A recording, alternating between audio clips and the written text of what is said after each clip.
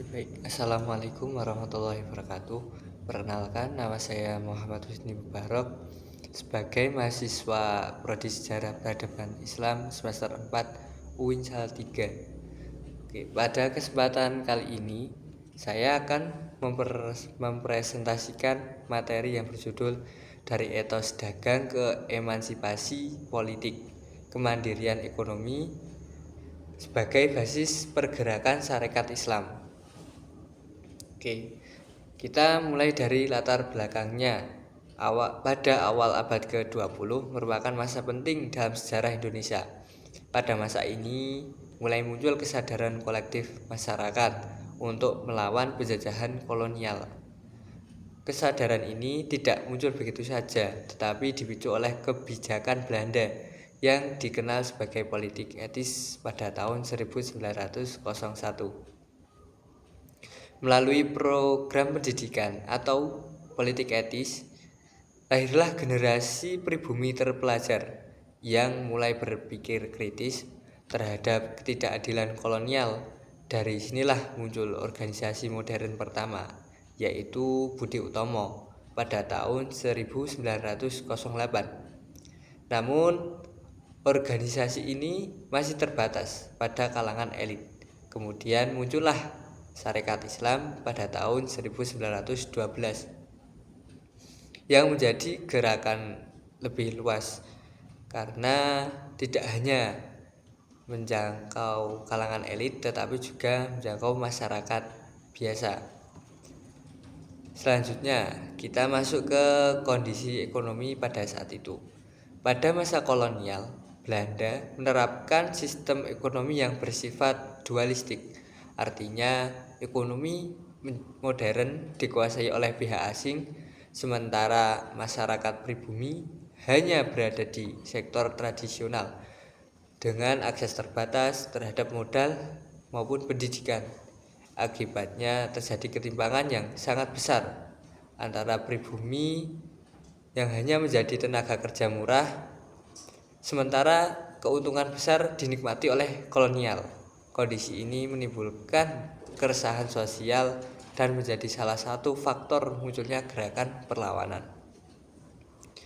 Dari kondisi tersebut muncullah konsep etos dagang.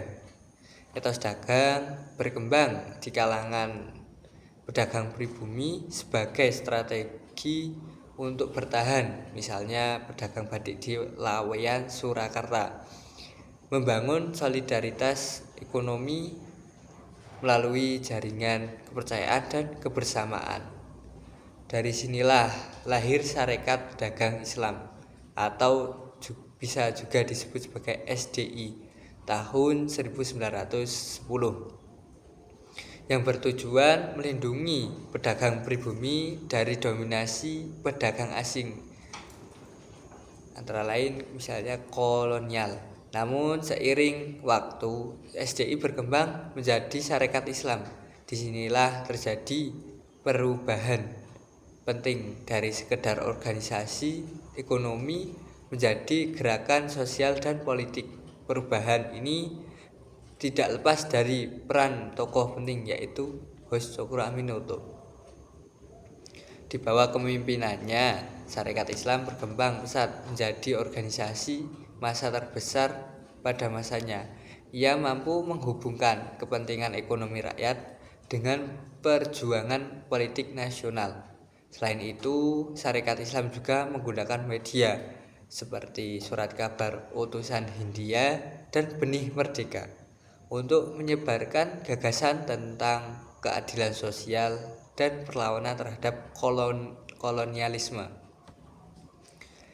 Kemudian kita masuk ke bagian penting, yaitu transformasi politik Sarekat Islam. Pada awalnya, SI hanya berfungsi sebagai pelindung ekonomi. Namun karena ketimpangannya yang terus terjadi, organisasi ini mulai menyuarakan tuntutan politik seperti keadilan sosial, penghapusan diskriminasi, dan perluasan hak rakyat. Melalui kongres dan gerakan massa, Syarikat Islam menjadi motor penggerak nasionalisme Indonesia.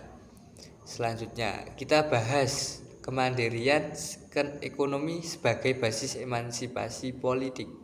Syarikat Islam tidak hanya berbicara soal politik, tetapi juga membangun kekuatan ekonomi rakyat. Mereka mengembangkan program seperti koperasi, usaha rakyat, dan bantuan sosial seperti derma kematian. Selain itu, mereka juga menggagas pendidikan mandiri seperti Quick School sebagai bentuk perlawanan terhadap diskriminasi pendidikan kolonial. Dengan adanya kekuatan ekonomi ini, Syarikat Islam mendapatkan kepercayaan rakyat. Dukungan ini menjadi modal penting dalam memperjuangkan hak politik. Dari sini kita bisa melihat bahwa ekonomi dari politik itu saling berkaitan. Kemandirian ekonomi bukan hanya soal kesejahteraan, tetapi juga menjadi dasar kekuatan politik. Syarikat Islam sudah membuktikan bahwa perjuangan ekonomi dapat menjadi jalan menuju emansipasi politik. Baik, sebagai penutup dapat disimpulkan bahwa pertama, politik etis membuka jalan lahirnya kaum terpelajar yang dimana banyak penduduk pribumi yang disekolahkan oleh Belanda dalam sistem politik etis. Yang kedua, sistem ekonomi kolonial yang tidak adil memicu perlawanan. Yang kedua ini yaitu kolonial mendapatkan keuntungan lebih besar daripada pribumi yang hanya mendapatkan keuntungan kecil dan juga mendapat pekerjaan yang mungkin tidak begitu layak gitu. Yang ketiga, etos dagang menjadi dasar solidaritas masyarakat. Ya, tadi seperti di Laweyan Surakarta. Dan keempat, Syarikat Islam berhasil mengubah kekuatan ekonomi menjadi gerakan politik yang besar. Perjalanan dari etos dagang menuju emansipasi politik ini menjadi salah satu fondasi penting dalam perjuangan menuju kemerdekaan Indonesia pada tahun 1945. Sekian dari saya, apabila ada salah kata mohon maaf. Wassalamualaikum warahmatullahi wabarakatuh.